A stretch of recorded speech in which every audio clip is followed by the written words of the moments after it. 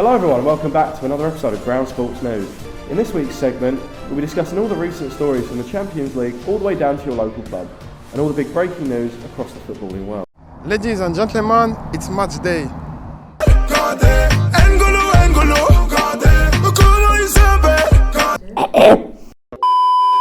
We start this week's episode with some serious news regarding Manchester City player Benjamin Mendy.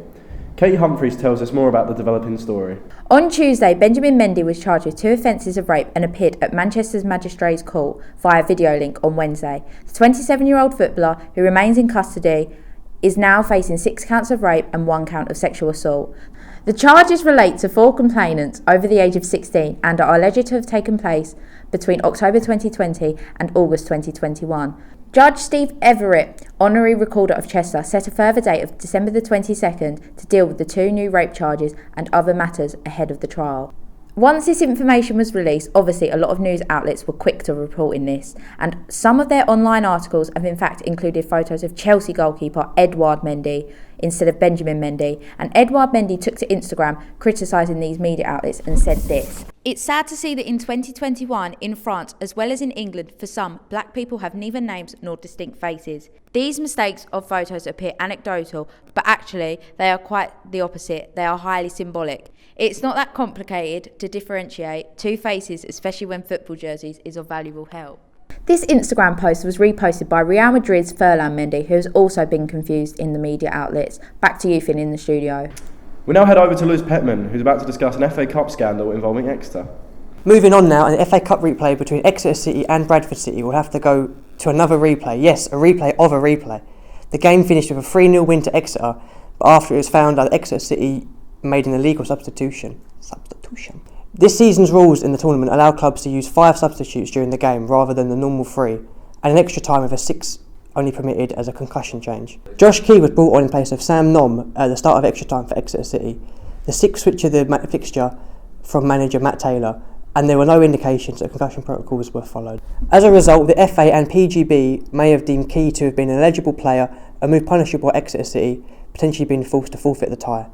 The match will be played for the 3rd time on Tuesday 30th of November at Exeter City, and the club has announced that all profits from the match will go to charity.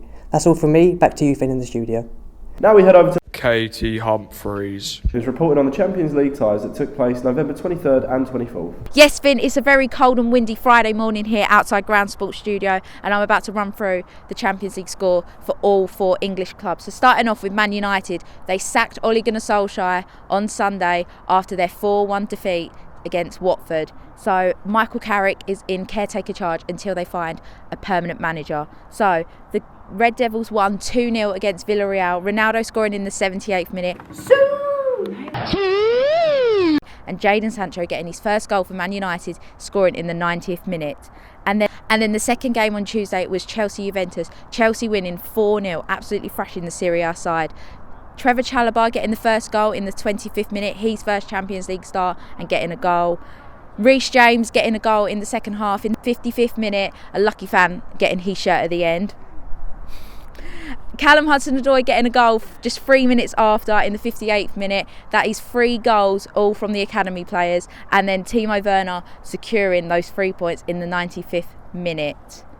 And then the next team in action was on Wednesday, Liverpool versus Porto. Thiago getting a goal in the 52nd minute, a cracking goal. We can play that now. What an amazing goal that was. And then Mo Salah securing all 3 points, getting a goal in the 70th minute.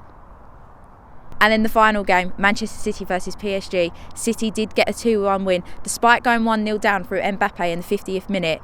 Sterling and Gabriel Jesus got their goals in the 63rd and 76th minute. Back to you, Finn, at the studios. From the Champions League to Championship, it's been announced that both Derby and Reading have been deducted points. We can now head over to our reporter James Target, who has more on the story.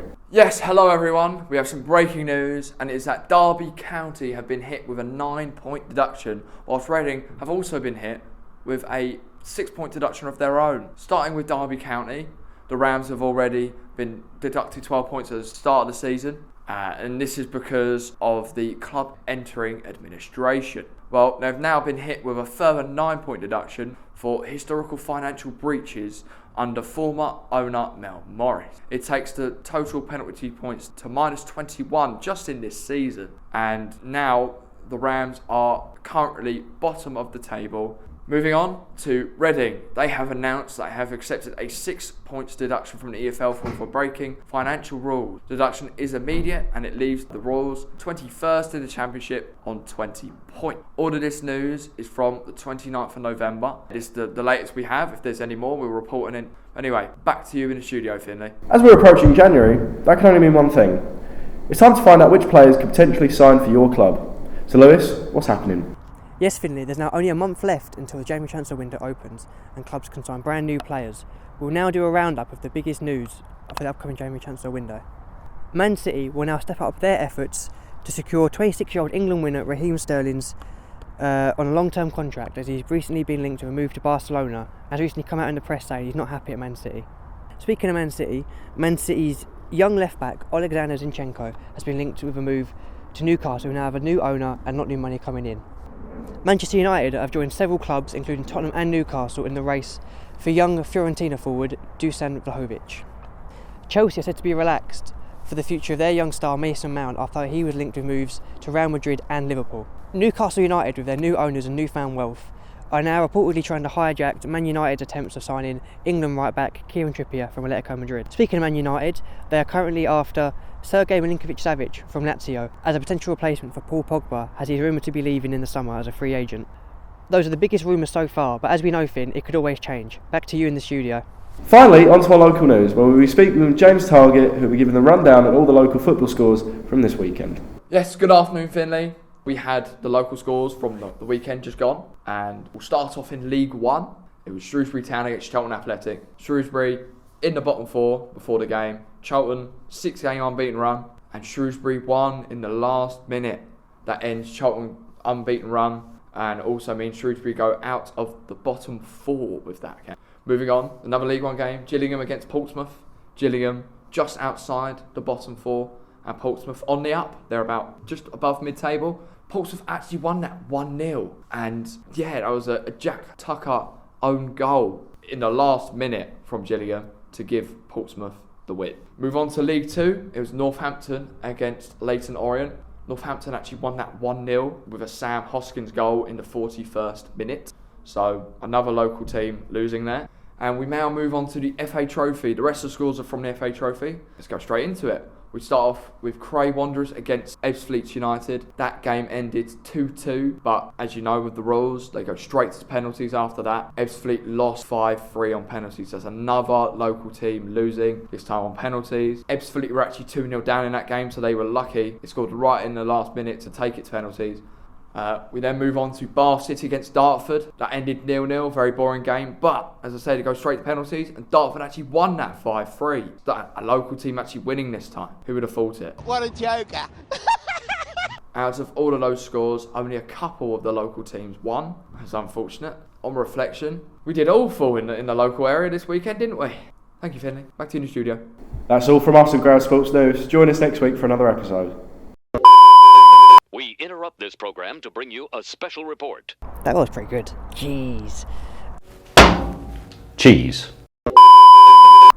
It is recording. It's on 1 bar.